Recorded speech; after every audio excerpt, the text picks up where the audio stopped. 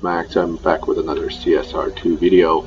This is a video made for beginners who has probably bought or, well, in this case, pulled a F12 Berlinetta. They do tune a little differently. The no star does not tune exactly the same as the 3-star, but I want to show you a few things about the 3-star Berlinetta and why it's a good car to have and build.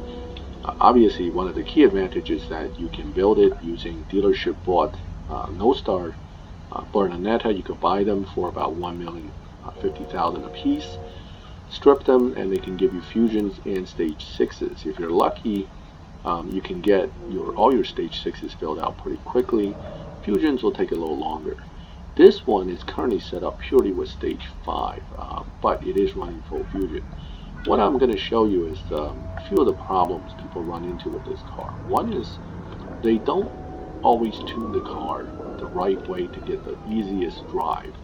Many people like to tune to Max Evo, which is here, with top of 7s running to the top of the speed range that the car is capable of.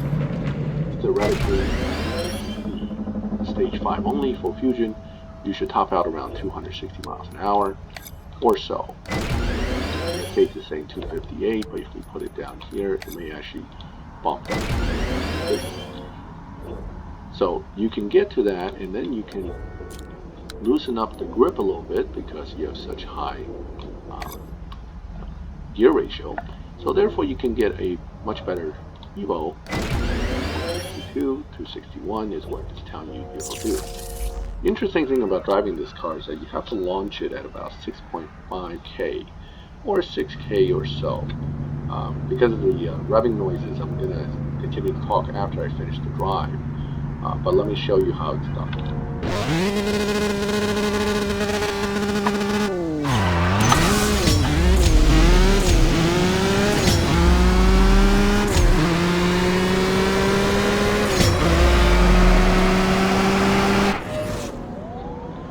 Now, one of the issues I run into when I set it to this particular setting is not that it cannot hit or beat dyno, is that first gear comes really fast when you hit the nitrous.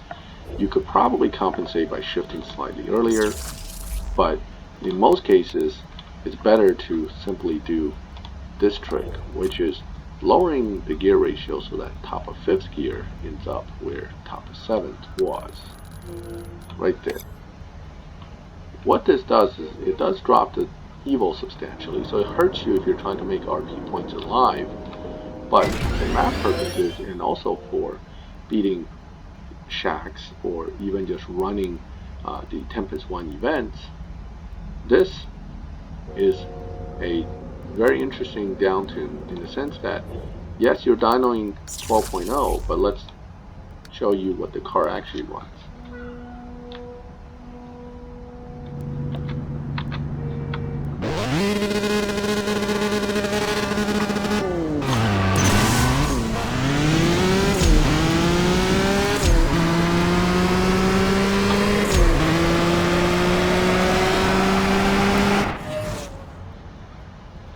Now, I shifted out of first too quick, and you should definitely ride out the nitrous. That's a 10.8. The car should be running 10.7, so let me show you again, and try not to jump the gun on the shift.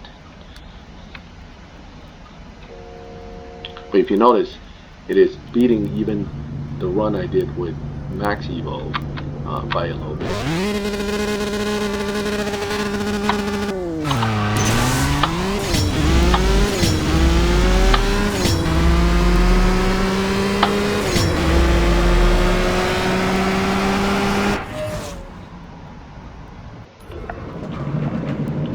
And there it is, 10.7s. So it's dynoing 12.0 running 10.7s. That's a second plus difference, a very substantial difference. This is also the way you can beat dyno in live. However, again, as I said, because of the low Evo points, you're not going to get a lot of respect points. It's not really worth doing that in live. You're almost better off putting it to this gear and driving it right, beating dyno slightly. You'll still win. You just won't win by a huge margin, but at least you'll get your RP points. If you're trading, this is still a better setting. If you're just out to win though, hey, look, this works. Now, The other problem with this car, and I get this question a lot on Facebook, I see posts all the time. Oh, I started Tempest, I'm stuck. There's a 699 pp point where you have to do a sprint trial. The sprint trial says you must hit 1.9, I believe 1.93 or 94, 0 to 100. Well, this is why the F12 is not the best car to use for Tempest, because generally speaking, it's 0 to 100 stinks. This is 0 to 100, this is 0 to 60. Yes, it's showing 100 and 200, that's a glitch. It's not even close to 2.59, 0 to 100 right now. So how would you do that? Let's say you pick the F12, you already locked it in. You have stage 5, maybe a stage 6, but you certainly can't get 699 pp in higher Evo, no matter how you set up. So this is full stage 5, it's already at 697. If you add in any stage 6, you're probably going to bump over 699, so you're screwed. What happens is, though, if you tune this car just to beat 100 miles per hour in gear 1, okay, just enough to hit 100, that's all you want, and you put the tire to 0, giving it the maximum grip, you have a chance. Yes, the computer says 3.9 to 0 to 100. I know. Ignore that. Go and race the car. But remember, you're writing out first gear. You're only going to do launch at 6.5 and hit nitrous and ride out the first gear to 100 miles an hour. That is going to be your quickest 0 to 100 sprint.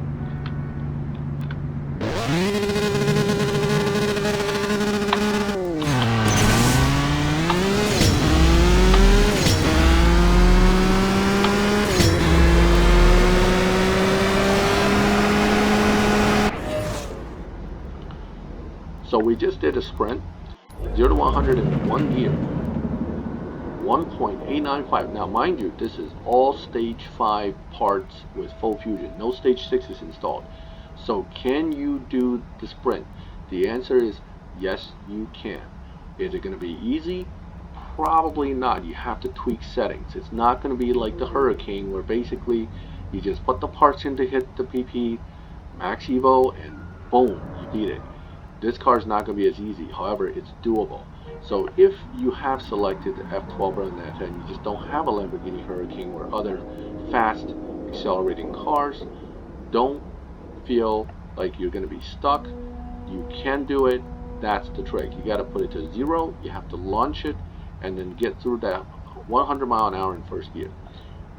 If you have other tunes, other pieces that you have to do, other sprints prior to this, you'll have lower PP points.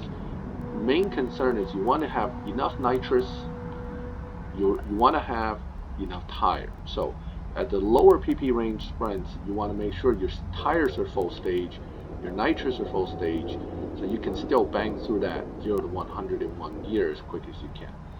I hope that this video was helpful to you in some way, and I hope you can see that the Berlinetta is a great car for beginners, and it's one that you definitely should invest some money into if you don't have other better cars. But even once you have other choices, because this car is a 3-star and allows all the custom tuning such as livery, interior, and plate, you're going to end up using it anytime you get a T5 custom trial. So it's always going to be a useful car to have in your repertoire. In any case, I hope you learned something from this video. Feel free to ask me questions if you have any questions relating to tuning that you think I can help you with this car. I hope that this car serves you well if you managed to pull one from Donna. Again, if you like the video, please leave a like. Let me know that I'm doing something right. Subscribe to the channel if you like this type of videos. I will regularly put up new ones, similar to this one, where I'm going to slowly try to show people how to do things. At least that's how I do things. Hope this was helpful to you again. Feel free to leave comments, and I'll catch you next time.